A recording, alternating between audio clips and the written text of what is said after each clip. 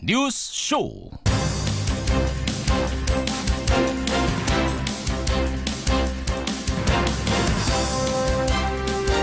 진심 어린 사과는커녕 사인에 대한 설명도 하지 않고 있다. 애청자 여러분 안녕하십니까? 어제 이대 목동병원에서 사망한 신생아 유족들이 외친 말입니다. 신생아들이 사망한 지 2주일이 다 돼가는데도 제대로 된 설명도 듣지 못했다는 말, 마치 절규처럼 들립니다.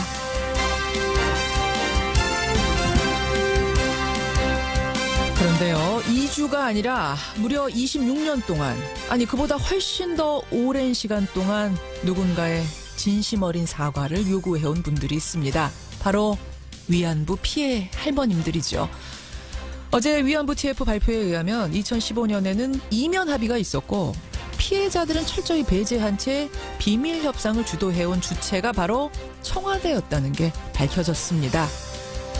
할머님들, 올해만 8분이 세상 떠나셨고요. 이제 32분 남았습니다. 잠시 후에 그중 한 분의 목소리 직접 확인하시죠. 김현정의 뉴스쇼 출발합니다.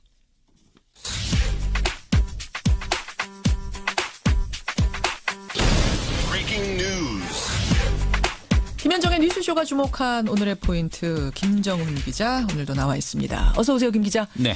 첫 번째 포인트부터 가죠. 네, 위기 모면 조윤선입니다. 예, 조윤선 전 정무수석 어제 영장실질 심사 받았는데 기각됐어요. 네, 석방 5달 만에요.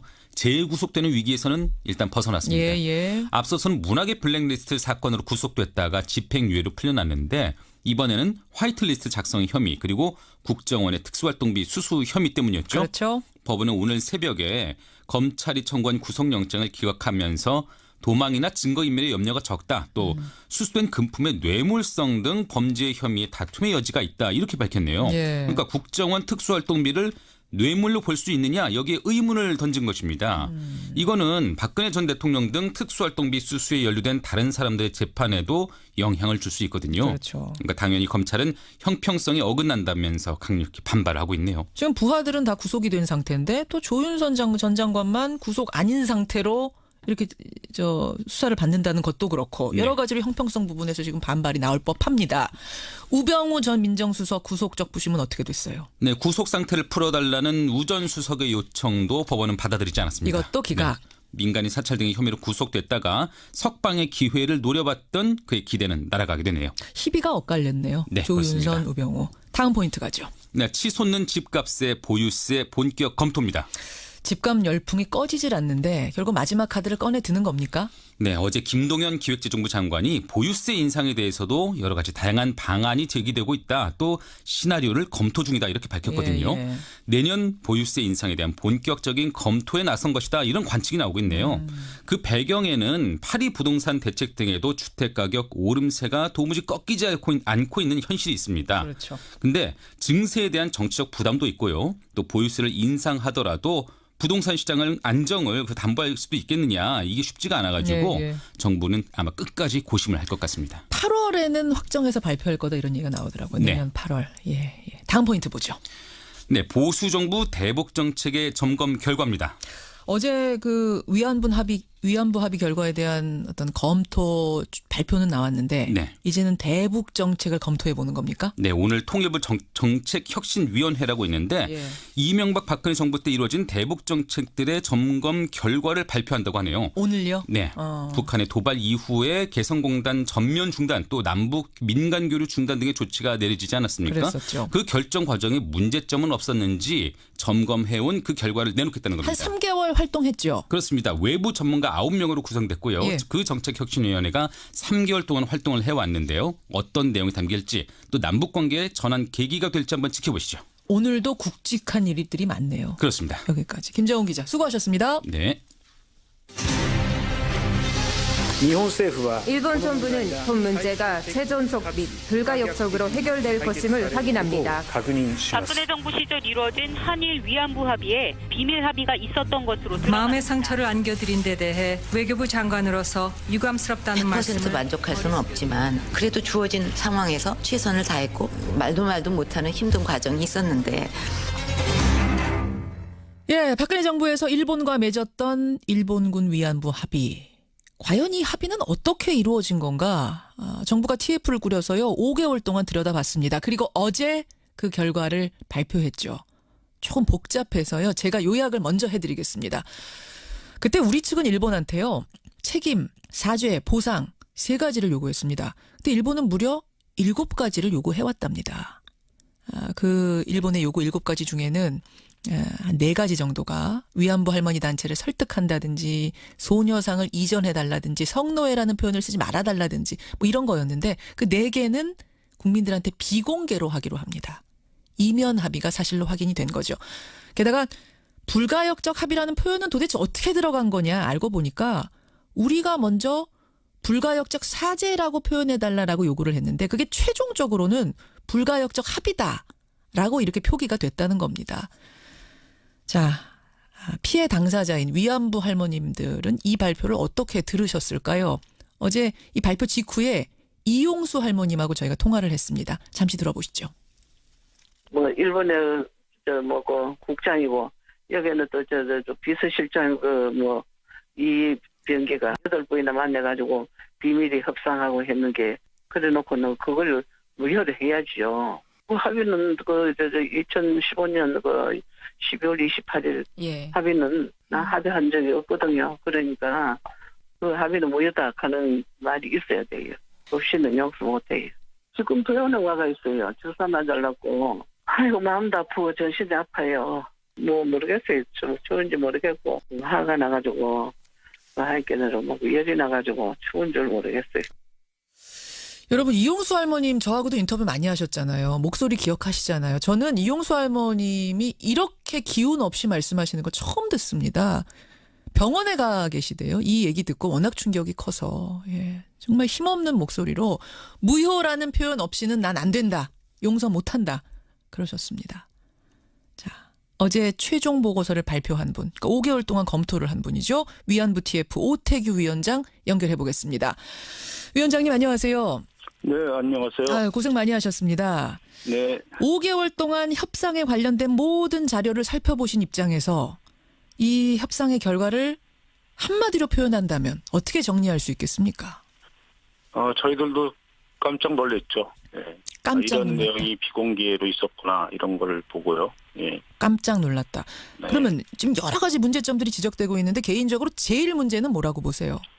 저는 여성 인권과 관련된 이러한 인류 보편의 어떤 가치 문제가 예. 과연 비공개 부분으로 이렇게 들어가 있어야 하는가 그런 부분들이 가장 큰 문제라고 생각합니다. 비공개로 하기로 한 그 4개의 합의 이게 어떻게 비공개일 수 있느냐 이 부분이 제일 문제였다. 네.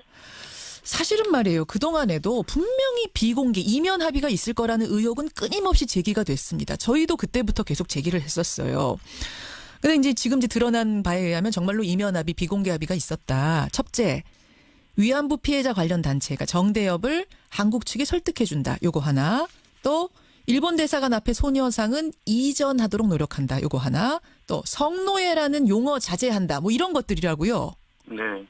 이거를 왜 비공개하자고 요구한 건 어느 쪽입니까? 이거는 공개 비공개는 관계없이 일본 쪽은 이런 내용을 한국 쪽이 받아들이기를 원했죠. 그러니까 7개 안에는 처음부터 들어가 있었는데 왜 굳이 이 4가지는 비공개로 했는지 방식을 비공개로 하자고 요구한 측은 어느 측입니까? 아마 일부 조항은 한국 정부가 부담이 되니까 당시에 이건 비공개로 하면 좋겠다. 예를 들면 정대협이라든가 소녀상 문제 같은 것들은 그렇게 얘기를 한 것 같습니다. 한국 측이 요구했다고요? 비공개로 하자고. 그러니까 일부 왜냐하면 이건 전부 다 한국 쪽에 부담이 되는 내용 아니겠습니까? 그렇죠. 일단 밝혀지면. 예. 그러니까 일본 쪽은 그런 요소들이 다 합의에 들어갔으면 좋겠다는 의사는 확실한 것 같았고요. 그 부분에서 이제 특히 부담이 되는 부분들은 한국 쪽에서는 비공개로 놔두는 것들이 훨씬 더 부담이 적게 되겠다 이렇게 판단하실 것 같습니다. 요구한 건 일본이고 그러니까 이 내용이 들어가야 된다라고 요구한 건 일본이고 그럼 그 방식은 비공개로 하자라고 요구한 건 우리 측이다. 반드시 우리 쪽이 비공개로 요구했다기보다는 일본 쪽은 비공개든 공개든 다 상관없다. 상관없이 들어가기를 바랬는데 그 중에서 이제 이런 거는 비공개로 갔으면 좋겠다는 몇 개는 한국 쪽에서 예. 한 것이 아닌가 이렇게 생각합니다. 예, 참. 우리 이제 결국은 이게 국민들이 좋아하지 않을 거라는 걸 우리도 알았단 얘기예요. 우리 정부가 알았기 때문에 이걸 비공개로 하자 이렇게 됐단 얘기인데 왜 이렇게 비밀스러웠는가? 게다가 주무부처인 외교부는 뭐 사실상의 들러리였고 이병기 청와대 비서실장이 주도를 했다는 건데 이건 왜 이랬던 걸까요? 결국은 국장급 협의를 쭉 한 6개월, 7개월 정도 해보니까 전혀 이런 타협이 이루어지지 않았죠. 그러니까 이거는 이런 식으로 하면 안 되겠다. 조금 더 그 양국 정상과 그 뜻이 직접 통하는 사람들끼리 비공개 협의로 해서 좀 매듭을 짓자. 이렇게 양쪽에서 의견이 나오기 시작하고 양쪽이 이제 정상과 직접 그 의사가 잘 통하는 예. 두 사람이 그 협상을 주도한 것으로 알고 있습니다. 외교부 차원에서는 진도가 안 나가니까 그럼 청와대가 힘을 가지고 가자. 그럼 왜 그렇게 서둘렀을까요? 청와대까지 나서서 이거를 2015년 연내에 마무리를 해야 된다라고 왜 그렇게 의지를 가지고 서둘렀을까요? 처음에는 우리 정부가 상당히 그 의안부 문제가 풀리지 않으면 뭐 정상회담도 할 수 없다. 뭐 다른 어떤 한일 어떤 관계도 잘 나갈 수 없다. 뭐 이런 식으로 쭉 그 강하게 나왔지 않았습니까? 사실 박근혜 정부는 초기부터 일본에 대해서 굉장히 강경했습니다. 사과도 요구했고 굉장히 강경했어요. 예. 예. 그런데 그것이 결국은 강경하다 보니까 한일 관계가 상당히 안 좋아졌고요. 안 좋았죠. 안 좋아지니까 이제 국내에서도 이렇게 경제적으로 아니면 인적 교류 같은 것도 문제가 생기고 그러니까 좀 한일 관계를 풀어야 되지 않겠느냐라는 내부에서의 목소리도 좀 나오기 시작했고요. 국제 환경 볼 때도 좀 미국 쪽은 동아시아에서 가장 중요한 나라가 한국하고 일본인데 예. 이 두 나라가 잘 지내지 않으면 자기네 어떤 동아시아 전략에 이제 좀 부담이 되지 않겠습니까? 그렇죠. 그러니까 둘 다 잘 지냈으면 좋겠다. 이렇게 하니까 이제 안팎에서 좀 박근혜 정부로서는 압력을 받을 수밖에 없었고요. 이전에 의안부 문제가 해결되지 않으면 예. 아무것도 못한다고 해왔으니까 빨리 풀어낼 수밖에 없는 그 압박을 받았던 것 같습니다. 외교적인 그러니까 압박들. 예. 그 부분 외교적인 압박보다는 국내적인 압박이 있겠죠. 국내외적인. 국내에서도 여러 경제계라든가 이런 데서는 그렇죠. 한일 관계가 안 좋으면 뭐 자기들한테 불리하니까요. 예. 그래요. 이해는 돼요. 그 상황이 이해는 돼요. 그렇다고 한들 해줘야 될 합의가 있고 끝까지 안 될 합의는 안 되는 거 아닙니까? 상황이 그렇다 한들. 네. 그런데 지금 보면은 이게 이런 식으로 그것도 불가역적이란 말까지 붙여가면서 할 합의인가? 이 부분에 지금 국민들이 동의를 못하고 있는 거 아니겠습니까? 상당수가. 불가역적 합의라는 표현은 도대체 어떻게 된 거예요? 어떻게 하다가 이 불가역적 사죄가 불가역적 합의가 된 겁니까? 참 그 부분도 참 저희들이 국민 관심이 워낙 큰 사항이어서 자세하게 살펴봤는데요. 예. 처음에는 이제 일본이 한번 사죄하고 자꾸 번복을 하니까 이거 번복하지 않도록 하는 방법이 뭐가 있겠느냐. 그래서 그러면 일본 그 내각의 결정을 하는 어떤 그런 사죄를 받으면은 되지 않겠느냐. 그래서 그것을 불가역적인 사죄로서의 어떤 내각 결정을 통한 사죄를 해달라 이렇게 요구를 했는데요. 그러니까 사죄를 못 바꿔달라 이렇게 우리가 먼저 요구를 한 거예요. 네, 그런 거죠. 그러니까 좋은 의미의 불가역적을 우리는 요구했던 건데. 네, 처음에 그렇게 했던 거죠. 근데 어떻게 하다가 이게 불가역적 합의라고 표현이 됐습니까? 그게 이제 일본 쪽에서 그거를 불가역적은 우리만 해당되는 것이 아니다. 상대 한국도 일단 합의라면 불가역이 된다. 이런 식의 어떤 논리 구사를 하면서 결국은 해결의 불가역적 이런 식으로 이제 변한 거죠. 그래서 그 부분에 대해서도 외교부에서 잠정 합의가 있은 다음에 그 부분에 대한 지적이 있었어요. 근데 지적이 있었는데 결국은 그 부분이 받아들이지 않았죠. 불가역적 사죄를 요구했는데 불가역적 해결의 불가역적이라는 표현이 좀 희한하게 돼버렸어요. 그러니까 말린 거네요. 한마디로 쉽게 말하면 우리가. 그렇게밖에는 생각이 안 됩니다. 저희들은 하여간 저희들이 파악한 건 처음에는 우리가 사죄의 불가역성을 요구했는데 그거를 결국 관철하지 못하고 알겠습니다. 결국 나중에 나온 거는 해결의 불가역적이 됐다. 그래서 저희들도 상당히 좀 이해할 수 없었습니다. 어제 이 발표가 나오고 나서 일본이 이례적으로 바로 반응을 내놨습니다. 외무성 담화문 형식으로. 네. 이건 최종적 불가역적 합의다. 이거 건드리는 순간 한일 관계는 관리 불가능해질 거다. 강하게 말했습니다.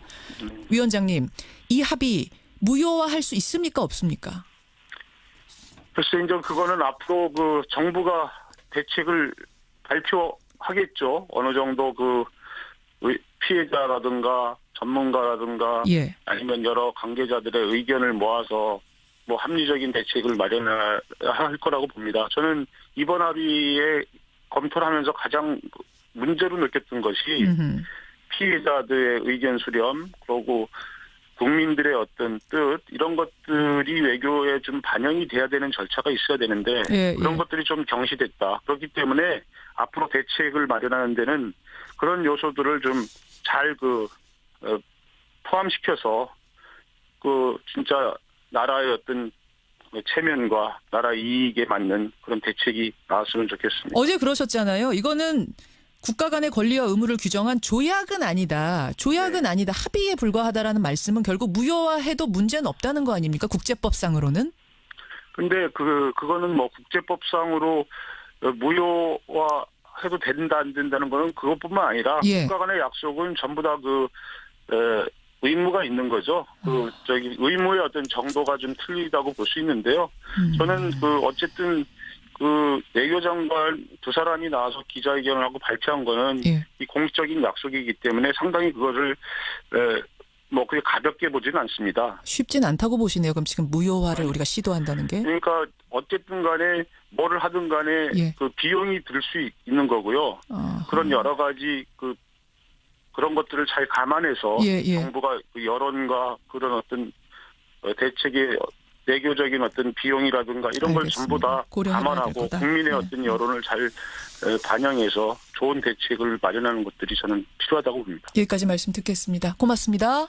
네, 감사합니다. 예, 위안부 TF 오태규 위원장이었습니다.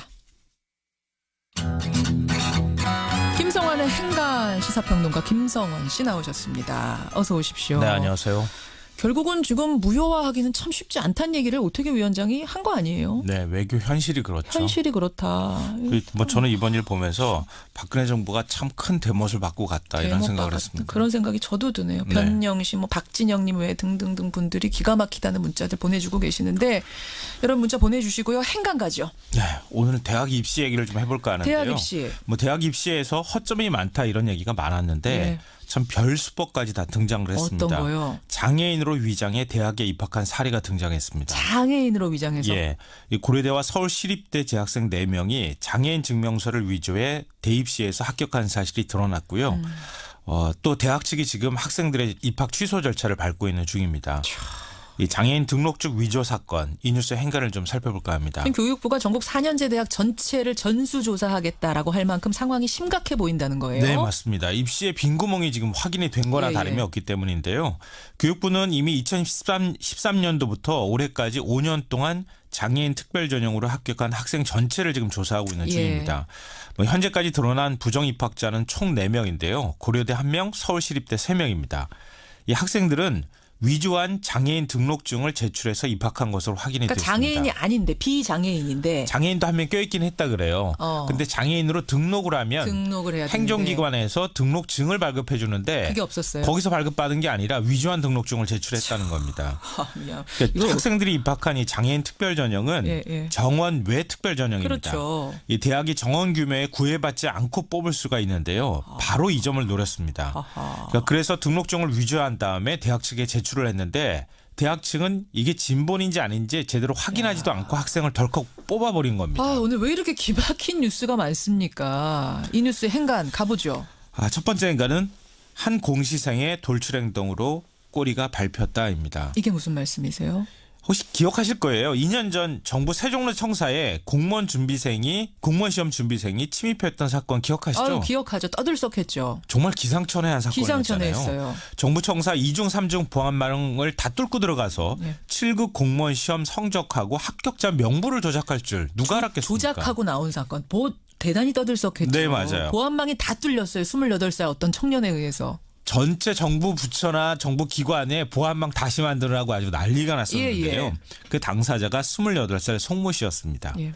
이 송 씨를 조사하는 과정에서 뜻밖의 사실이 드러났는데요.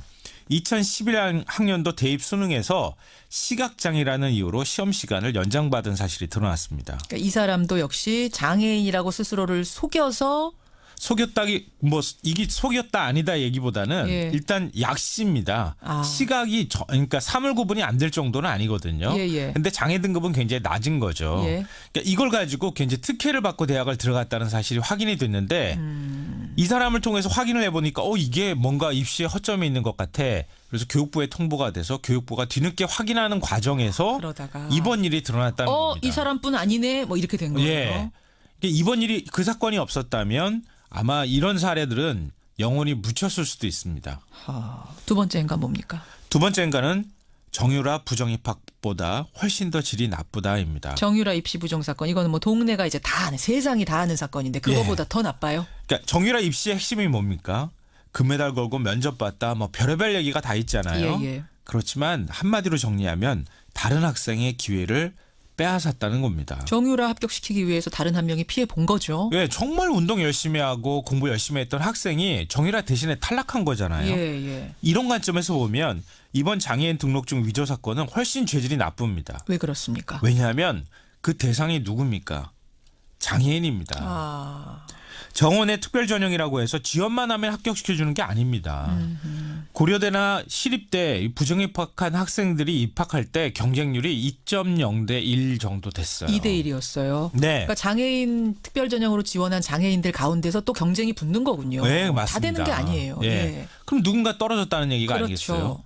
신체 장애를 극복하고 대학 입시 문을 두드린 그 진짜 장애인의 눈물. 이거 누가 닦아줄 겁니까? 진짜 듣고 보니까 정유라 케이스보다 더 나쁘네요. 네, 맞습니다. 질적으로. 마지막 행간이요. 마지막 세 번째 행간은 특별 전형이 전혀 특별하지 않다입니다.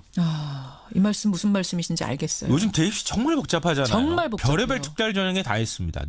농어촌 특별 전형, 특성화고 특별 전형, 영어 특별 전형, 별 특별 전형이 정말 많아요. 예. 이렇게 해서 합격하는 학생들이 올해 7,500명이에요. 서울시내 14개 대학만 합쳐도. 특별 전형으로만 합격하는 학생이 7,500명이에요? 전체 정원의 14%입니다. 와. 이렇게 구멍이 크니까 여기에 입시 브로커도 개입하고 이번 일 같은 일들도 벌어지는 거예요. 그러니까 장애인 특별 전형으로 전국 4년제 대학에 합격하는 학생이 한 600에서 800명 되거든요. 이번 기회에 입시 부정이 또 없는지 확인 좀 해야 되고요.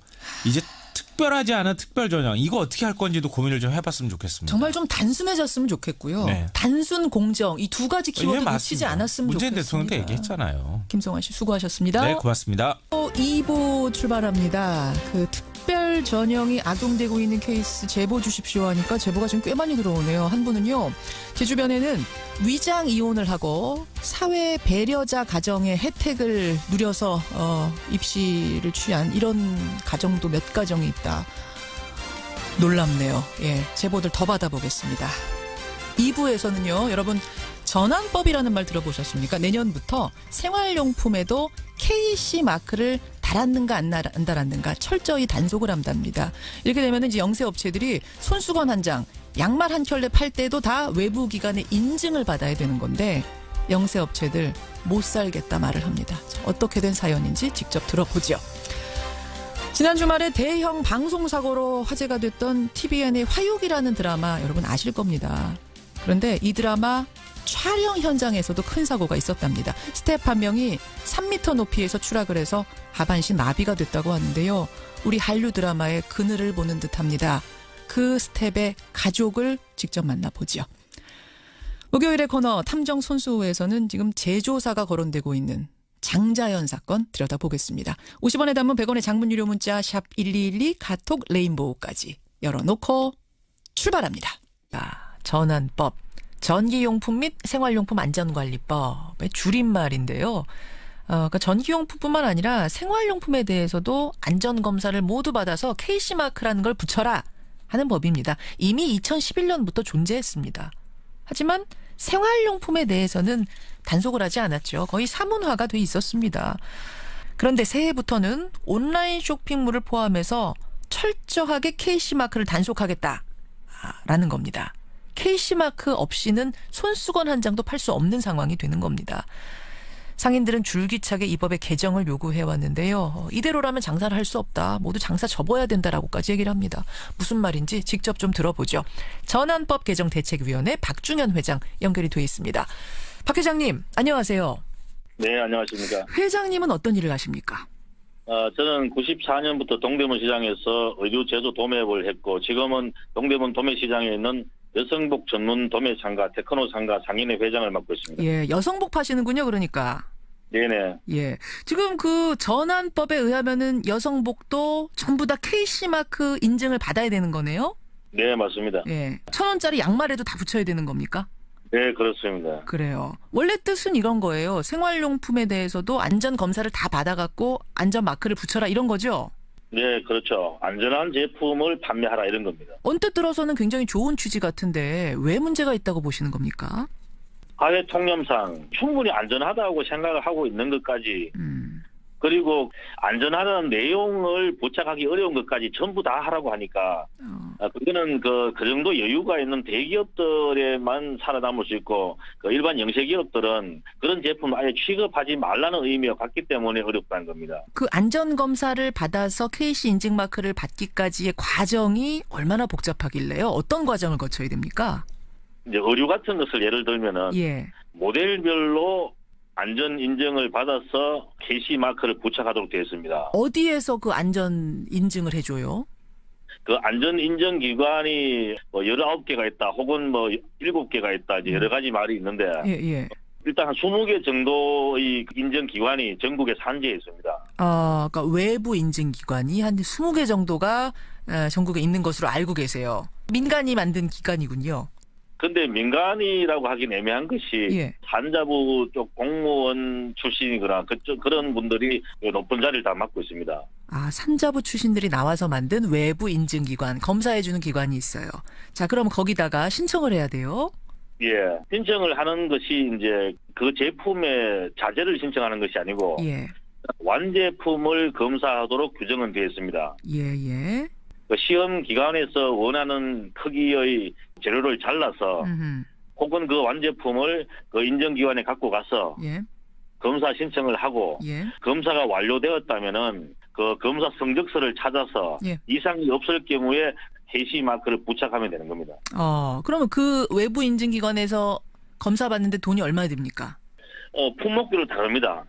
예를 들어서 의류 같은 경우에는 포름알데히드, 아릴라민, pH 이런 세 가지 정도의 검사를 받을 때 인증기관마다 가격이 조금 다릅니다. 이것도. 예. 그래서 한 7만 원에서 10만 원 정도 사이라고 그렇게 보시면 됩니다. 품목별로 다 다른데 한 7만 원에서 10만 원. 근데 그거를 모델별로 다 받아야 되는 거예요. 예, 모델별이라는 의미를 지금 정확히 확인해 줄 수 있는 곳은 없습니다. 근데 이제 통상적으로 우리가 알고 있기로는 모델별이라는 건 디자인인데 그러면 색상이 다르면 어떻게 할 것인가? 색상의 염료가 다른 거기 때문에 예. 색상별로 다 받아야 된다 이렇게 알고 있습니다. 그렇군요. 그러면 이제 보통 제품들을 다양하게 생산들 하시잖아요. 하나만 만들어서 하나만 파는 게 아니라 뭐 손수건이라고 해도 색깔 다르고 뭐 크기 다르고 또 뭐 손수건만 만드는 게 아니라 그 손수건 만드는 회사에서 스카프도 만들 수 있고 양말도 만들 수 있고 이런 식인 건데 그럼 100가지를 만드는 회사면은 인증마크 붙이는 데만 한 100만 원? 1000가지를 만드는 회사면 1000만 원 이렇게 되는 거예요? 예, 이제 제가 이제 의류업을 하고 있으니까. 예. 면으로 된 여성용 반팔 티셔츠가 그 동대문 시장에서 저가로 되는 것은 도매 가격이 한 3,000원 정도 합니다. 예, 한 장에. 한 장에 3,000원인데 과거에는 똑같은 디자인을 뭐 200장, 300장, 심지어 1,000장도 만들었지만. 예. 현재에서는 그 다품종 소량 생산이 하나의 추세입니다. 그러면은 색상별로 50장에서 100장 정도. 그리고 5가지 색상을 만들면은 많이 만들어서 500장입니다. 예. 그러면 5가지 색상별로 인정을 받으면은 그냥 평균적으로 한 색상당 10만 원이라고 했을 때 100장이면 장당 1,000원 꼴이 들어갑니다. 그러네요. 그러면 우리가 판매가가 3,000원인데 장당 1,000원이 더해지면은 판매가가 최소한 4,000원이 돼야 됩니다. 예, 그게 굉장히 하부 구조로 가면은 영향력이 엄청나게 커집니다. 그렇군요. 자, 이렇게 좀 비현실적이다 보니까 지금까지는 법은 있었는데 단속을 안 했다는 거잖아요. 예, 예. 그런데 이제 금년 들어서면서부터는 그러니까 KC 인증마크 받지 않은 건 온라인 쇼핑몰에서 아예 팔지 못하도록 하는 이런 법이었어요. 예, 예. 근데 작년에도 이게 문제가 많다 상인들이 말씀을 하셔가지고 지금 시행이 유예된 상태인 거죠. 예, 그렇습니다. 예, 유예된 채 이제 1년이 지나온 겁니다. 예. 이대로라면은 새해 1월 1일부터 다시 단속이 시작이 된다는 얘기예요. 예. 예. 자, 이 법이 이대로 새해 시행이 되면 얼마나 많은 분들이 전환법의 대상이 되는 거예요? 보통 이제 최소한 100만 원은 넘죠. 100만이 넘습니까?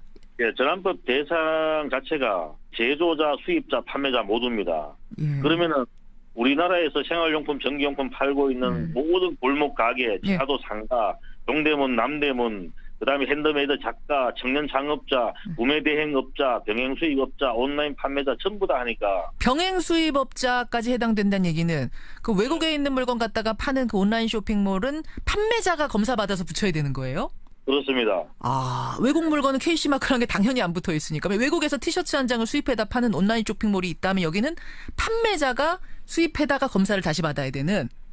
수입해 오는 사람은 한국의 규정에 맞게 게시마크를 다시 붙잡아야 됩니다. 그렇게 되는 거군요. 그러니까 어림잡아도 100만이 넘는다는 얘기가 나오는 거군요. 예. 이것 때문에 뭐 나 장사 못하겠다 이미 장사를 포기하는 경우도 있다면서요.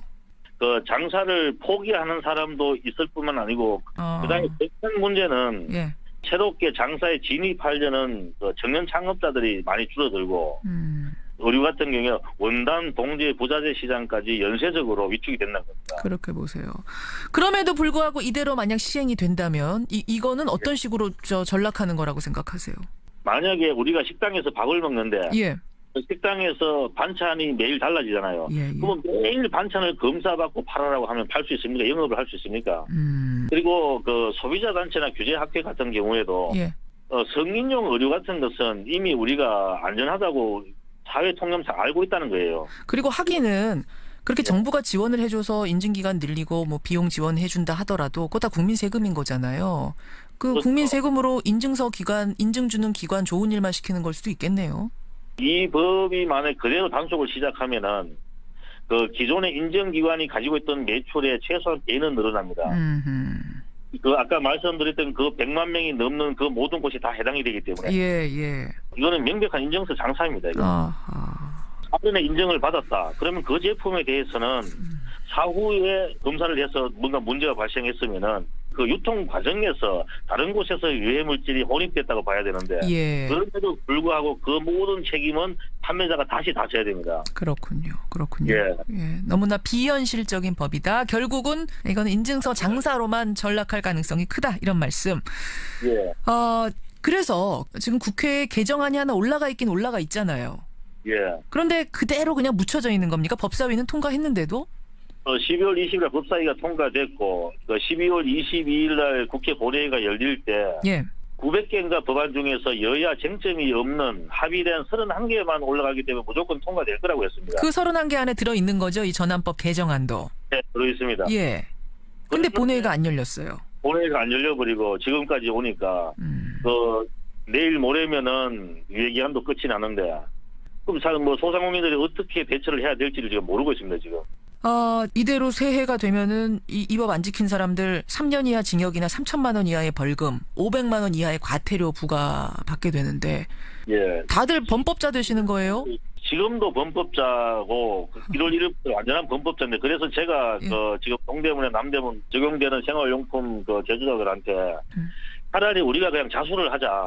자수를 하자. 예, 그 집행기관의 단체로 예. 자수를 해가지고 어차피 범법자니까 우리를 처벌하라고 하고 포기하고 장사를 하자 이렇게 얘기하고 있는 상황입니다. 아이고, 100만 명의 생계가 걸린 민생 현안입니다. 논의 끝에 법사위는 통과를 했습니다.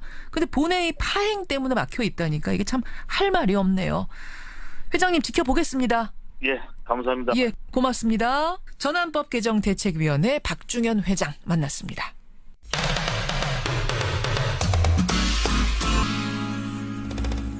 케이블 TVN에서 새로 시작한 주말 드라마가 있습니다. 화유기라는 드라마인데요. 단 2회 만에 커다란 방송사고가 났죠. 몸에 와이어를 단 스턴트맨 모습이 그대로 나가는가 하면 CG 처리도 제대로 되지 않은 화면이 막 송출이 되고요. 급기야는 중간에 화면이 중단되기도 했습니다. 이런 큰 방송사고 때문에 주말부터 내내 화제였는데 그 뒤에는 더 큰 논란이 하나 숨어 있었습니다. 바로 화요기 촬영 현장에서 세트 작업을 하던 스태프가 추락을 하면서 하반신이 마비가 될 정도로 큰 부상을 입었다는 겁니다.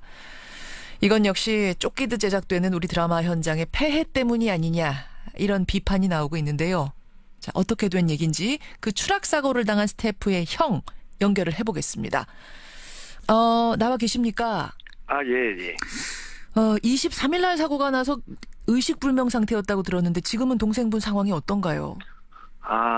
지금 이제 하반신 마비로 판정이 났고요.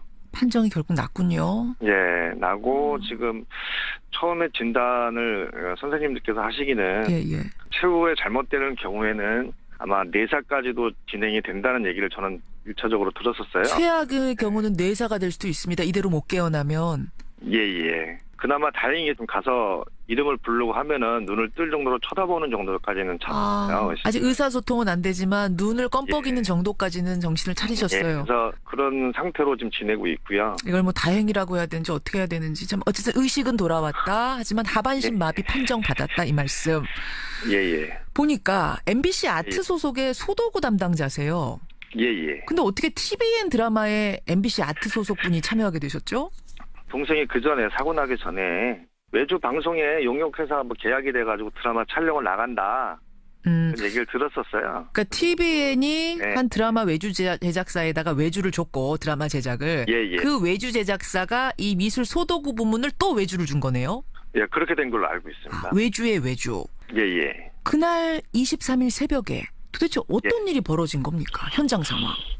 23일 날 새벽에 그 드라마 세트장에서 천장 위에 있는 상드리제 조명인가? 그거를 달아달라는 지시를 받았대요. 동생이? 예. 저 천장 3m 위 천장에 샹들리에 조명을 달아라라는 지시를 새벽 1시쯤 받았어요. 예. 그때 지시를 받고 작업을 하려고 올라갔다가 사고가 나는 것 같아요. 안전장치 전혀 없이. 3m에서 추락을 한 겁니까? 그러니까?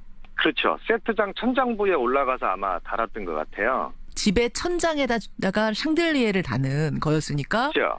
예. 그 나무 위로 올라갔겠군요. 나무 위에 천장 부분 뒤편 쪽에서 아마 올라갔겠죠. 나무를 밟고. 예. 천장이 아마 그 하중을 못 이겼는지 아니면 천장 소재가 너무 저렴한 소재니까 떨어졌겠죠. 그래서 아마 사고가 났던 걸로 저는 전에 들었습니다. 지금 이제 보도되는 걸 보니까 V자로 떨어져서 등을 한번 쿵 받고 그다음에 머리 쪽을 2차적인 가격이 된 것 같고. 예, 부딪혔다. 이렇게 지금 얘기가 되고 있더라고요. 예. 근데 어쨌든 이제 지금 3m 높이 천장을 올라가는데 아무런 안전장치는 없었던 거예요, 몸에. 그렇죠. 안전장비는 아예 없이 올라갔고 그 위에서 내리는 지시사항은 용역업체 직원들이나 외주업체 직원들이 안 따를 수는 없는 상황이잖아요. 근데 지금 동생분의 담당은 소도구 담당이에요. 조명 담당이 아니에요. 근데 어떻게 소도구 담당이 조명을 달게 됐죠? 그러니까 그게 저도 제 동생이 소도구 담당하는 걸로 알고 있거든요. 예. 자기는 드라마 소품이나 소도구만 한다. 예. 이해가 안 되는 부분이 왜 소도구 하는 담당자가 그걸 왜 올라가는지 저도 이해를 할 수가 없어요. 지금은 청취자 질문도 들어오는데 올라가라고 했을 때 나는 못 올라가겠습니다. 나는 조명 담당도 아니고 저기 안전장치도 없이 올라가는 건 너무 위험해 보여요라고 그럼 말하실 수도 있었던 거 아니냐 이런 부분에 대해서 어떻게 생각하세요? 그거는 외주업체, 용역업체 직원이 밑에 있는 그러니까 갑과 을의 관계에서 보시면은 어떻게 을이 안 올라가요? 시키면 시키는 대로 해야지. 왜 안 하면 나도 그렇지만 혹시나 회사에 같이 있는 동료들의 이런 게 잘못될까봐 아마 올라가지 않았을까라는 생각을 들어요. 저는. 올라가라고 하는데 거기서 저거는 내 일이 아니요라고 딱 말하기가 쉽지 않았을 거다. 그렇죠. 알겠습니다. 주변 동료들의 얘기로는 그 드라마 외주 제작사의 미술 감독이 올라가라고 시켰다 지금 이런 거죠. 예, 저희도 그렇게 들었어요. 그런데 그 미술 감독은 난 시킨 적이 없다. 피해자가 소도구 담당자가 알아서 천장에 올라갔다. 이렇게 지금 얘기를 하고 있습니다. 일단 갑이 시키는 일을 의리 어떻게 안 할 수 없으며 의리 시키지 않은 일을 어떻게 의리 혼자서 마음대로 감행을 하겠냐. 임의대로 하시는 상황은 아닌데 전혀 말이 안 되는 상황이고요. 알겠습니다. 네. 어쨌든 지금 이건 양쪽의 진술이 엇갈립니다만은 분명한 건 조명을 달러 3m 높이 천장으로 올라가는데 안전장치 하나 없이 올라갔고 그 세트의 재질은 원래 기준보다도 훨씬 약한 재질이었다. 이 모든 게 겹쳐버린 거예요. 예. 그중에 하나라도 제대로 돼 있었다면 이런 일은 벌어지지 않았을 텐데 예. 결국은 빨리빨리 시간에 쫓기는 제작 방식, 제작비 절감을 위해서 안전을 제대로 챙기지 못하는 우리 드라마 제작 이 현장의 폐해가 저는 그대로 드러난 거 아닌가, 보여준 사건 아닌가 이런 생각이 들어요. 그러니까 동생분이 이 드라마 제작 현장에 대해서 어떠하다라고 좀 그 가족들한테 얘기한 게 있습니까? 좀 힘들다고 했어요. 이 드라마 하면서. 이 드라마 시작하면서. 드라마만 지금 찍은 이 경력이 20년이 넘는 친구인데 예. 그 계통에서는 베테랑이라고 볼 수 있어요. 그러니까 그 초보 소도구 담당자도 아니었군요. 20년 된 그렇죠. 담당자였군요. 그랬던 친구인데 요번 드라마 할 때는 좀 뭐 쫓겨서 너무 바쁘고 힘들고 방송 나갈 시간도 다가오고 뭐 이러는 거니까 또 저희 아버님 기일날도 참석을 못한 정도로 바쁘다고. 기일이 언제였어요? 그러니까 사고 나기 이틀 전이 21일이었어요. 21일 날. 그 기일날도 어떻게 해서 동생이 짬을 잠깐 내서 와서 얼굴 도장 찍는다고. 예. 그래도 아버님 얼굴 한번 보겠다고 왔는데 계속 전화 오고 바쁘고 형 나 지금 계속 전화 오고 이래서 빨리 가야 될 것 같다고. 유독 그러니까 다른 드라마 때보다도 더 바빴던 걸 가족들이 목격하셨군요. 예, 더 심했고 좀 힘들어하는 모습도 보였고. 저희는 솔직히 23일 날 이게 방송인지를 몰랐어요. 가족들은. 23일이 첫 방송이었어요. 예, 그게 저희 동생이 찍던 드라마들은 보통 그렇게 바로바로 해서 방송을 나간 적이 없거든요.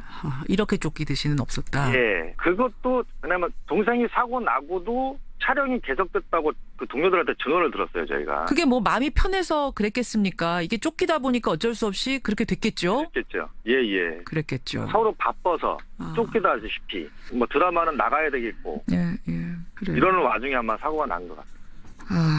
게다가 이 해당 방송사는 얼마 전에 드라마 조연출이 부당한 드라마 제작 시스템에 스트레스를 받아서 자살하는 그 일이 있었던 바로 또 그 방송사기 때문에 이래저래 이 드라마 현장의 폐해를 연상할 수밖에 없는데요.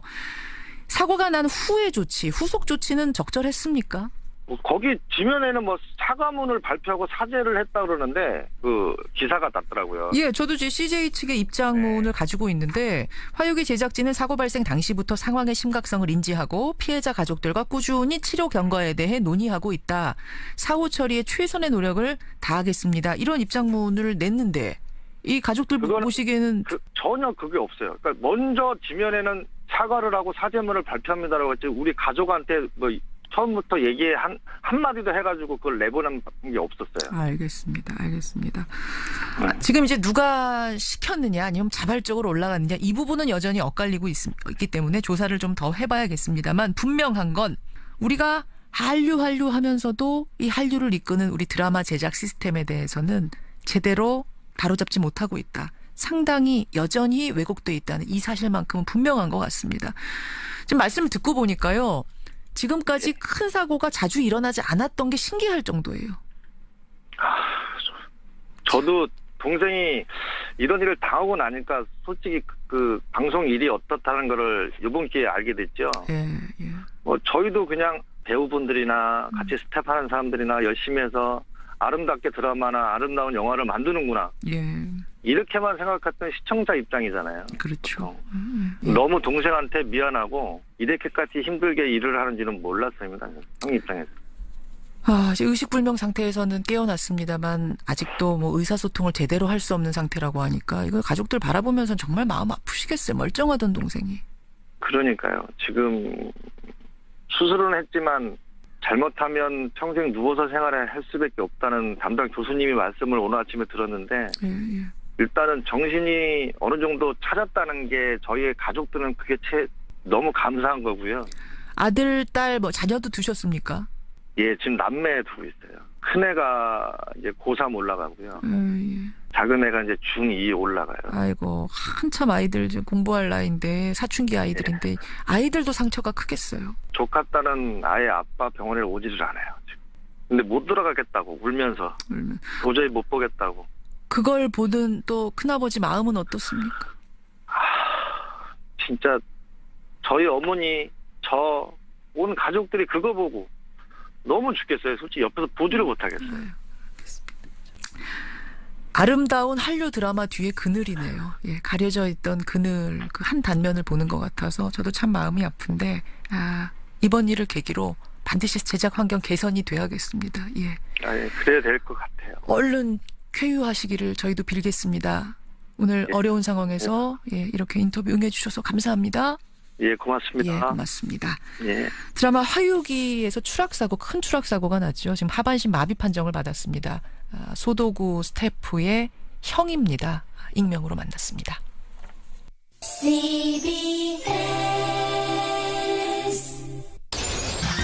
청취자 손지원님, 민간을 소모품처럼 쓰는 이런 탐욕스러운 기업들 문제다 하셨고, 방송계가 이렇게 열악한지 몰랐습니다. 조현님도 문자 주셨어요. 그런가 하면 KC 인증마크 관련해서는 김정식님, 이 인증마크라는 건요, 돈만 주면 다 됩니다. 돈 먹는 그물입니다. 돈 먹는 하마 말씀하시는 거죠. 이렇게 말씀하시면서 결국은 안전도 보증 못하면서 돈은 돈대로 되는 이런 제도가 되지 않을까 싶다. 전환법에 대한 문제 제기하셨어요. 4059님은 근데 번거롭더라도요, 필요한 안전진단이면 해야 되지 않을까요? 건축물의 내진 설계도요, 처음에는 비현실적이라고 했을 겁니다. 그런데 지진 나고 나니까 얼마나 이게 현실적인 얘기가 됩니까? 이런 지적도 나왔습니다. 4788님은 정치인도 안전이 불안하니 KC마크 붙이는 게 어떨까요? 이런 문자도 주셨어요. 예, 전환법. 상황을 듣고 보니까 영세업자들한테는 정말 이 생계가 달린 중요한 문제라는 생각이 드네요. 대학 관련된 제보들 계속 들어오고 있습니다. 엄마 아빠는 농사 짓는 것도 아닌데 농어촌 지역구라서 농어촌 특별전환 혜택 받고 있는 사례들. 이것도 문제 많다. 안민경님 지적하셨고, 9786님은 국가장학금 제도도 문제입니다. 100억 이상의 자산가도 국내에만 수입원이 없으면 이런 혜택을 받고 있다는 제보가 꽤 많이 들어오네요. 제가 연락드리겠습니다. 고맙습니다. 탐정 손수호로 넘어가죠. 손수호 변호사 나오셨습니다. 어서 오세요. 네, 안녕하세요. 올해 마지막 탐정 코너입니다. 네. 참 올해 돌아보면 사건 사고 많았어요. 손 탐정님. 많았습니다. 어떤 것 떠오르세요? 제일 하나만 꼽으라면 어떤 것 떠오르세요? 저는 인천 초등생 살인 사건 떠오르는데요. 참 끔찍했어요. 예. 네, 많은 분들에게 큰 충격을 주었고, 예. 또 이제 가해자와 피해자가 굉장히 어린 나이였기 때문에 맞아요. 더욱 끔찍했죠. 그리고 또 소년법 개정이라든지 이런 부분에 대한 어떤 법률적인 쟁점도 드러났기 때문에 나왔기 때문에 저에게는 가장 크게 와닿았던 사건입니다. 맞아요. 인천 여아 살인 사건. 그럼 올해 마지막 탐정에서 가지고 오신 사건은 뭡니까? 네. 장자연 사건입니다. 장자연 사건. 이 검찰 과거사위에서 다시 재조사를 하겠다 이런 얘기가 나오면서 떠들썩해진 거죠? 네. 정확히 말씀드리면은요, 아직까지 그런 재조사를 하겠다라고 결정된 것은 아니고요. 대검 개혁위원회가 이제 검찰 과거사위원회에 장자연 사건군을 검토 대상으로 제안하겠다는 보도가 나왔는데요. 제안하겠다. 그런데 또 검찰 과거사위원회 관계자는 공식적으로 아직 그런 제안을 받은 것은 아니다. 또 과거사위원회 회의에서 이 사건이 논의된 적도 없다고 밝혔습니다. 하지만 아직까지도 이 사건의 진상이 다 드러나지 않았다는 목소리가 계속 있어왔죠. 또 청와대 홈페이지에도 재조사를 요구하는 청원이 올라와 있습니다. 이런 상황에서 검찰개혁위원회가 실제로 재조사 검토를 제안하면 과거사위원회가 다루게 될 가능성이 충분히 있지 않을까 생각이 돼서 오늘 이 사건을 가지고 왔습니다. 청와대 청원 운동도 시작이 됐어요? 그렇습니다. 그래요. 장자연 사건 여러분 대충들은 다 기억을 하시겠지만 이게 마무리는 어떻게 됐는지 아마 모르실 거예요. 네. 어떻게 누가 처벌받고 어떻게 정리가 됐는지 다시 한번 쭉 정리를 해보죠. 네, 2009년이었죠. 배우 장자연 씨가 스스로 목숨을 끊었습니다. 인기 드라마 꽃보다 남자에 출연해서 관심을 받기 시작한 후였기 때문에 더 큰 충격을 줬죠. 그랬죠. 네, 그런데 사후에 이 매니저에게 보낸 자필 유서가 공개됐습니다. 장자연 씨의 유서 한 장이. 내용이 충격적이었죠. 처음 이 내용을 보도한 게 KBS였는데요. 룸살롱에서 접대에 동원됐다. 잠자리 강요, 즉 성상납을 강요받았다는 내용이었는데요. 맞아요. 연예기획사, 언론사 관계자들, 또 대기업, 금융업 종사자들 등 총 31명에게 100여 차례 이상의 접대와 성상납을 했다는 내용이었습니다. 특히나 더 큰 충격을 줬던 거는요. 이게 어디 뭐 무슨 회사 사장, 뭐 어디 뭐 간부 등등으로 이제 그 접대 상대방의 소속과 지위를 밝혔기 때문이었죠. 리스트가 써 있었던 거예요. 네. 마치 성완종 리스트처럼. 수사가 진행됐습니다. 결국 기획사 대표였던 김모 씨가 징역 4월에 집행유예 1년을 선고받았는데요. 하지만 이게 폭행으로 처벌받은 겁니다. 즉 접대나 성상납 강요로는 기소도 안 됐어요. 그래요? 즉 재판도 안 받았습니다. 또 이 기획사 대표 말고 이름이 오르내리던 다른 사람들은요. 전부 다 혐의가 없다면서 기소 처분도 받지 않았습니다. 이름 오르내리던 사람 모두 다? 네. 재판도 안 받은 거죠. 다만 또 다른 한 사람이 처벌받았죠. 누구요? 그게 바로 장자연 씨의 당시 매니저였던 유모 씨인데 이게 징역 1년, 집행유예 2년이었어요. 그런데 이게 오히려 장자연 씨 편에 서서 그 기획사 대표의 명예를 훼손했다는 이유로 처벌을 받은 거였어요. 그러니까 매니저 유 씨는 장자연 씨 측의 입장에 서서 막 언론 인터뷰도 하고 이랬던 사람으로 제가 기억을 하는데 오히려 이 사람만 처벌당한 셈이네요. 그렇습니다. 마무리가? 그러다 보니까 이게 유력 인사들 봐주기 수사한 거 아니냐라는 비난이 컸고요. 그렇지만 또 이제 다른 사건과 마찬가지로 시간이 지나면서 점점 이 사건은 잊혀져 갔습니다. 잊혀졌죠. 그 후에요. 이 유서, 장자연 씨의 유서가 위조되었다고 볼 증거가 없다는 판결이 나왔고 또 반면 장자연 씨가 소속사 대표로부터 술 접대, 성상납을 강요받았다는 증거도 부족하다. 그 부분 판결도 나왔습니다. 그렇게 마무리가 됐었군요. 그래서 어쨌든 이제 법적으로는 일단락이 된 사건인데 왜 지금에 와서 재조사 요구가 빗발치는 겁니까? 바로 그 부분을 오늘 짚어보려고 하는데요. 여전히 의문이 남아있다. 그러한 의문점을 오늘 말씀드릴 테니까요. 잘 들어보시고 과연 재조사가 필요한지 판단해서 의견 보내주시면 좋겠습니다. 여러분 남아있는 미스테리들, 의문들 좀 들어보시고 의견들 보내주세요. 자, 장자연 사건 재조사가 필요한 이유. 첫 번째는 뭡니까? 네, 첫 번째. 언론에 언급조차 되지 않은 가해자들이 있을 수 있다. 언급조차 되지 않은 가해자가 있을 수 있다. 네, 그렇습니다. 어떻게 사건이 전개됐는데요? 사건이 이제 마무리되어 가는 듯 보이면서요. 경찰에 대한 비난 여론이 높았습니다. 바로 2011년 당시인데요. 민주당 이종걸 의원이 제보를 공개합니다. 어떤 제보를 받았어요? 유력 신문사죠. A신문사 사주 일가의 술자리에 장자연 씨가 함께 있었다. 그런데 그 분위기를 보니까 처음 본 게 아니라 매우 익숙한 파트너로 느껴졌다는 내용이었습니다. 이 내용은 그러니까 이종걸 의원이 이렇게 말한 게 아니라 이종걸 의원실에 제보가 들어왔다는 거죠? 네, 그 제보를 공개한 거죠. 이 제보 내용이 공개되자 경찰 수사에 대한 불만 여론이 매우 커졌죠.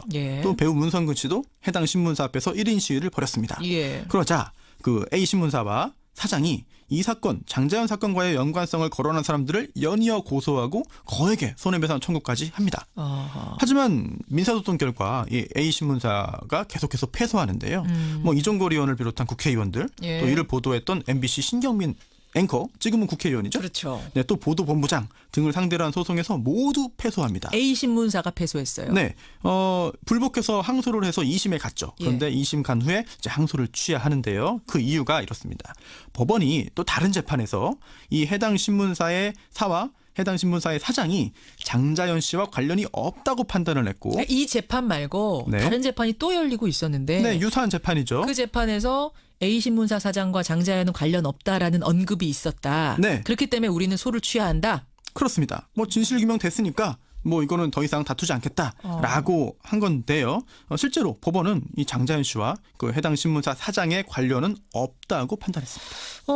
우리 사장하고 장자연 씨는 관련 없다라는 언급이 어쨌든 나왔으니까 소기 목적을 달성했으니까 소를 취하하겠다. 이거는 뭐 그럴 수 있을 것 같은데요. 네, 민사소송 진행 절차 상황만 보면은요, 뭐 이상하다고 보기 어려운 측면도 충분히 있습니다. 하지만 형사 절차 관련해서는 조금 궁금한데요. 어떤 게요? 이제 해당 신문사의 사장이 고소인이면 고소장을 제출하잖아요. 그렇죠. 그다음에 가장 먼저 그럼 고소한 사람, 고소인부터 불러서 이야기를 듣는 게 순서입니다. 경찰에 오라고 해서. 네. 그런데 그렇게 진행했다는 소식을 듣지는 못했고요. 또 형사 재판도 이어졌어요. 그러면은 고소인을 증인으로 불러서 증언을 듣는 게 이제 통상적입니다. 그렇죠. 그런데 이제 그 해당 신문사의 사장이 고소를 이제 전격적으로 취소하면서 재판 절차가 끝났거든요. 그래서 증인으로 나오지도 않은 것이죠. 어찌 보면 그 신문사 입장에서는 너무 억울하다라고 해서 이거를 그 소송을 걸고 형사 고소도 했지만 이제 오해받는 게 억울했지만 더 이슈화되는 걸 막기 위해서 참고 넘어간 걸로 볼 수도 있습니다. 하지만 그렇다고 해도 잊지 말아야 할 중요한 부분이 남아 있는데요. 어떤 겁니까? 당시에 이 A 신문사와의 진실 공방만 부각되면서 다른 사람들은 관심에서 멀어졌습니다. 아까 리스트에 이름이 뭐 아까 31명 있다고 그러셨나요? 네, 총. 그러고 보면 기억나는 사람 별로 없을 정도로 흐지부지 됐어요, 수사가. 네, 수면 위로 오르지 않은 많은 사람들을 확인하기 위해서라도 재조사가 필요한 건데요. 특히 당시에 사건 초기에요. 이 A 신문사는 이렇게 밝혔습니다. 공식적으로. 어떡해요? 장자연 문건에 있는 사람은 우리 신문사 사장이 아니라 계열사인 스포츠 신문 사장이다. 라고 밝혔습니다. 또 한 가지 더. 이 기획사 대표 김 씨가 장자연 씨에게 뿐만 아니라 접대 상대방의 지위와 직위를 과장해서 얘기하는 버릇이 있다는 제보가 있습니다. 아, 예를 들어서 그냥 손수호 사원인데 여기저기 손 사장님이야 인사해 뭐 이런 식으로. 그렇죠. 우리 막 김 사장, 이 사장 이러듯이. 네, 예를 들어서 이제 언론사 사장이라고 소개했지만 알고 보니 사장은 아닌 그런 간부였고. 그런 말하는 버릇이 있는 사람이었다. 기획사 대표가. 또 기획사 대표라든지 아니면 연예계 관계자라고 소개했지만 알고 보니 그 정도 급은 아니었던. 그렇기 때문에 장자연 씨가 속아서 들은 대로 유서에 적었다. 그런 얘기도 있어요. 그렇습니다. 그런 설도 돌아다녀요? 네, 장자연 씨가 2번 속은 게 되는 거죠. 어쨌든 누군가를 접대한 것은 사실 가능성이 크다. 그렇다면 이 부분은 밝혀야 되겠죠. 그렇죠. 그러고 보니까 이제 A신문 얘기하다가 그것도 뭐 제대로 지금 어떻게 됐는지 모르겠습니다. 근데 그 얘기하다가 또 다른 가해자들은 제대로 수사조차 됐는지 안 됐는지도 우리가 모르고 지나갔다는 거예요. 분명히 31명의 이름은 있는 건, 한 명에 대한 얘기는 있는 건데. 네, 이름까지 아니더라도 직위, 회사와 소속과 직위가 있는 거죠. 있는 건데. 첫 번째 이유. 두 번째는 뭡니까? 해프닝과 선정성의 사건의 본질이 가려졌습니다. 그건 무슨 말씀이세요? 네, 2011년 이제 사건이 흐지부지 되던 중에 SBS가 단독 보도합니다. 어떤 내용을요? 장자연 씨가 생전에 쓴 편지 50통이 발견됐다. 아, 이거 기억나요. 50통의 편지가 발견됐다 해서 떠들썩했죠. 분량도 230쪽이 넘었습니다. 네, 필적 감정도 맞췄고 확인해 보니까 장자연의 편지가 맞다는 내용인데요. 하지만 국가수가 조사해 보니까 장자연 씨가 쓴 게 아니라 당시 교도소에 복역 중이던 또 과대망상 증상을 보이고 있던 전모 씨가 쓴 것이라고 분석 결과 발표를 하는데요. 과대망상 환자가 쓴 거다. 네, 뭐 전과 식범이었고 특수관관 등으로 복역하면서 정신질환 치료를 받는 중이었습니다.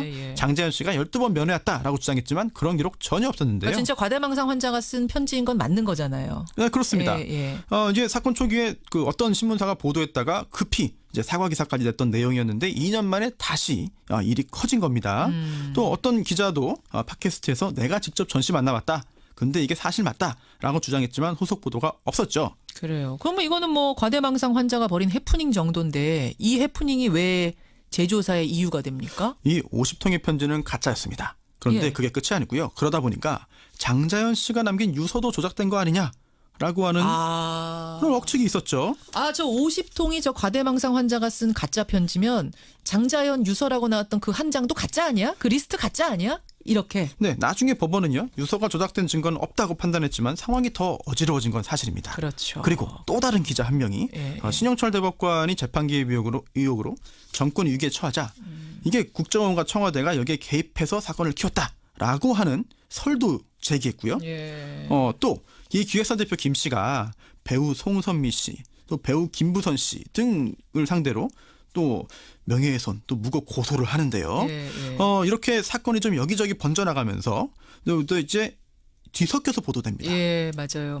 흥미 위주의 선정적인 보도 때문에 사건의 본질과 핵심이 묻혀버린 거죠. 재조사가 이루어진다면 이번에는 그러지 않아야 되겠습니다. 그러니까 저도 이렇게 매일 뉴스 보는 사람인데도 막 섞여 있어요. 여러 개가. 뭐 이게 가짜였던가 진짜였던가 과대망상 환자에다가 뭐 송선미, 김부 이러다 보니까 본질을 놓치고 그 리스트 속에 있는 사람들은 재조사를 받았는지 안 받았는지도 모르고 막 이렇게 됐다는 얘기예요. 그렇죠. 잡음이 참 많았네요. 자, 장자연 사건. 재조사가 필요한 세 번째 이유는 뭡니까? 장자연 사건만 있는 게 아닙니다. 이 사건뿐이 아니다? 네. 기억하실 텐데요. 2014년에 미얀마에서 건너온 청소년이 이제 서울에서 열린 미인 대회에 참가해서 우승합니다. 그런데 며칠 후에 주최 측이요. 갑자기 그 우승을 취소합니다. 그 이유가 그 출전자가 나이를 속였다라는 건데요.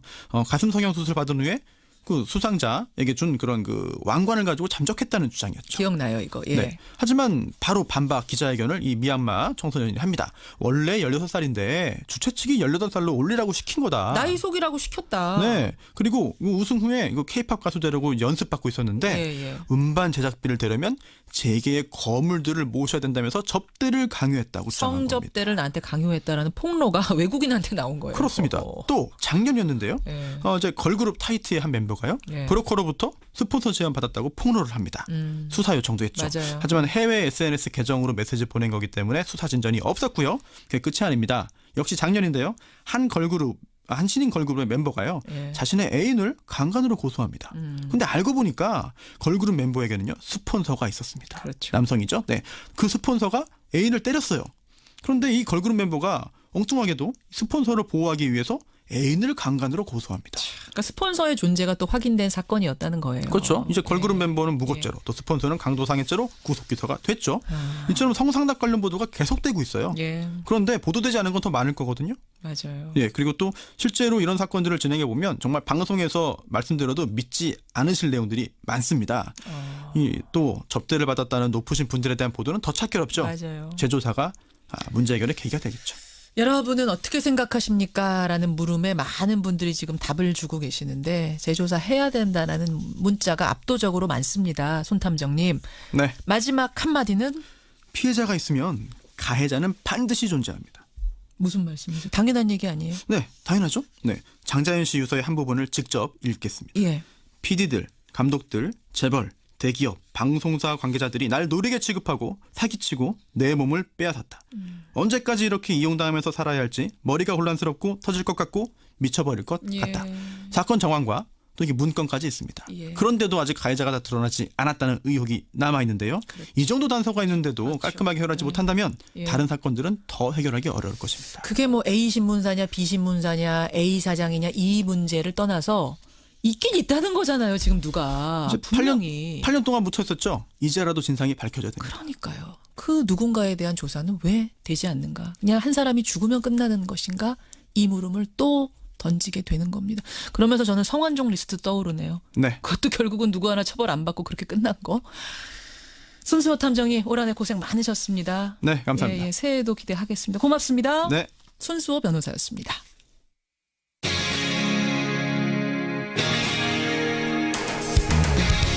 여러분께서는 지금 CBS 라디오 김현정의 뉴스쇼를 함께하고 계십니다. 예. 여러분의 문자도 많이 들어오고 있네. 참 씁쓸한 사건이죠. 지금 제가 쭉 보니까요. 뭐 하나같이 다 수사해야 된다. 누구든지 간에 밝혀내야 되지 않겠느냐. 이 폐해를 끊으려면 이런 문자가 압도적으로 들어옵니다. 권영철 선임 기자 어서 오세요. 안녕하십니까. 예, 권영철 선임 기자. 권영철 선임 기자가 가지고 온 사건도 참 굵직해서요. 뭐 다른 이야기할 것 없이 바로 좀 들어가 보죠. 네, 그러시죠. 이게 임종석 청와대 비서실장이 아랍에미리트 방문과 관련해서 지금 논란이 계속 확산되고 있습니다. 대통령 특사로 UAE를 방문하고 들어온 지 보름이 지났는데도 의혹이 해소되지 않고 있죠. 예. 청와대는 언론에서 제기한 의혹들이 사실이 아니라고 할 뿐 왜 특사로 방문하게 됐는지 구체적으로 밝히지 않고 있습니다. 그렇습니다. 그래서 임종석 비서실장 UAE 특사 파견 왜 논란이 가라앉지 않나 이렇게 주제를 정해봤습니다. 특사로 다녀온 지 보름 지났어요. 벌써. 10일 날 가서 그러네요. 12일 들어왔으니까 보름도 더 지났죠. 정말 도대체 의혹이 이렇게 갈수록 더 커지는 이유는 뭡니까? 첫 번째는 청와대가 명쾌하게 설명하지 않고 있기 때문입니다. 임 실장의 특사 방문 사실을 공개했을 때나 아니면 귀국했을 때 왜 그 시점에 대통령 비서실장이 특사로 가야 했는지를 시원하게 밝혔더라면은 예. 이런 억측이 일어나지는 않았겠죠.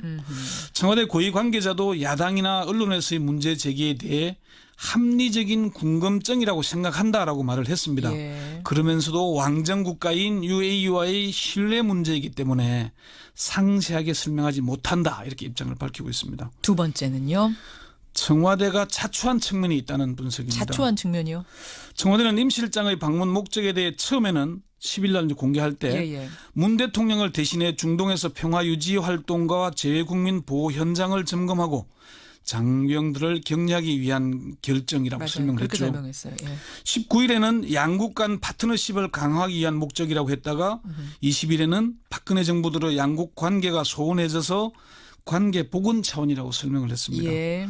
청와대가 처음부터 일관되게 설명하지 못하고 왔다 갔다 한 측면이 있고요. 있죠. 또 야당이나 언론에서 의혹을 제기하면은 해명하는 수준의 대응을 하면서 의혹을 부풀린 측면이 있는 겁니다. 그렇군요. 세 번째 의혹이 커진 이유는 뭡니까? 안 그래도 미운 임종석 비서실장이 타깃이 됐기 때문입니다. 누구한테 미운 털이 바뀌었다는 얘기예요? 비서실장 임명할 당시부터 야당의 집요한 공격에 시달렸죠. 있었죠. 예. 또 임 실장의 부인에도 불구하고 서울시장 또는 전남지사 출마설이 계속 이어지고 맞습니다. 있습니다. 이런 와중에 임종석 띄우기설을 제기하는 언론도 있고요. 임종석 실장이 선거 나가기 전에 일부러 띄워주려고 보낸 거 아니야? 막 이런 언론 보도도 있었잖아요. 예, 그 특사 방문 이후에 뉴스의 중심 인물이 됐고 의도했건 하지 않았건 인지도가 높아진 건 사실이잖아요. 예. 그럼 사실 임 실장이 아닌 다른 청와대 수석이나 다른 정치인이 갔더라도 이 정도 논란이 커졌을까요? 아니었을 거다. 임종석이란 인물이 더 타겟이 됐다. 네. 이기 때문에 네 번째는요. 야당과 보수 성향의 언론 매체에서 이른바 건수를 잡았기 때문이 아니겠냐. 건수를 잡았다니요? 이게 뭔가에 대한 뭐 정부나 청와대에 대한 공격을 하고 싶은데 이게 이제 임종석 비서실장의 파견 자체가 청와대 고위 관계자도 인정했듯이 합리적인 궁금증 또는 합리적인 의심을 제기할 만한 사안이다 보니까 야권으로서는 호기를 만난 셈이죠. 뭔가 비밀스럽고 말이 왔다 갔다 하면 저거 공격 포인트네라고 했을 수 있다. 처음에는 북한 접촉설이 나왔죠. 맞아요. 그러더니 이명박 전 대통령 비리 파헤치기설로 갔다가 원전 계약 파기설 또는 UAE 원전 게이트 의혹까지 제기되면서 계속 의혹을 부풀리고 있는 거죠. 그러니까 이 정도 되면 그냥 청와대가 네. 시원하게 밝히면 되는 거 아니에요? 그러면은 의혹이 잦아드는 거 아닙니까? 사실은 그렇습니다. 제가 봐도 임종석 비서실장이 왜 대통령의 중국 국빈 방문 직전에 특사로 가야 했는지 UAE 가서는 어떤 논의가 있었는지를 명쾌히 밝히면 사실 아무 문제가 없을 것 같습니다. 그 청와대한테 좀 물어보시죠. 명쾌하게 밝히지 그러십니까? 라고 안 물어보셨어요? 청와대 고위 관계자는 물어봤는데요. 거기에 대해서 임 실장이 문재인 대통령의 친서를 UAE 최고 지도자인 왕 치재에게 전달하고 특사로서 논의한 과정을 공개하는 건 신뢰의 문제가 된다. 아랍에미리트에서는 그런 과정 공개가 친구 간에 한 얘기를 공개하는 것으로 받아들이는 특성이 강하다. 외교상의 장애가 있다 이 얘기군요. 예, 그렇습니다. 그러니까 김현정 앵커가 저랑 비밀스러운 얘기를 했는데 그걸 제가 바깥에서 떠들면은 이제 관계가 틀어진다. 김현정하고 권영철이 무슨 얘기한 거야? 막 설이 왔다 갔다 한다고 해서 그거를 제가 원하지 않는데 밝힐 수 없다. 그렇죠. 하하. 그러니까 청와대 핵심 관계자도 MB 정부 때도 그런 걸 철저하게 지켰고 청와대가 지금 UAE와의 한 얘기를 얘기하다 보면은 지난 정부 또 지난 정부 때의 UAE와의 얘기까지 다 나올 수밖에 없다. 그것 자체도 보호하고 있다라고 얘기를 했습니다. 근데 이제 우리가 박근혜 정부에서 뭔가 국민들한테 시원하게 얘기하지 않고 감추는 게 있는 것 같은 이런 느낌이 드는 걸 국민들이 굉장히 싫어했잖아요. 전 정권의 이 과거가 있기 때문에. 그러다 보니까 지금 이게 계속해서 의혹이 부풀려지고 있는 건데 그럼 청와대 입장은 감추는 건 없다는 겁니까? 감출 만큼 큰 건? 감추는 것은 없지만은 세세히 밝히지 않은 것은 있는 것으로 보입니다. 그래요? 청와대 고위 관계자는 저희가 일부 설명을 하지 않은 것도 있다라고 인정을 합니다. 그건 상대가 있어서 그걸 공개하면은 실제로 신뢰에 금이 갈 것으로 보기 때문에 밝히기 어렵다 이렇게 설명을 했고요.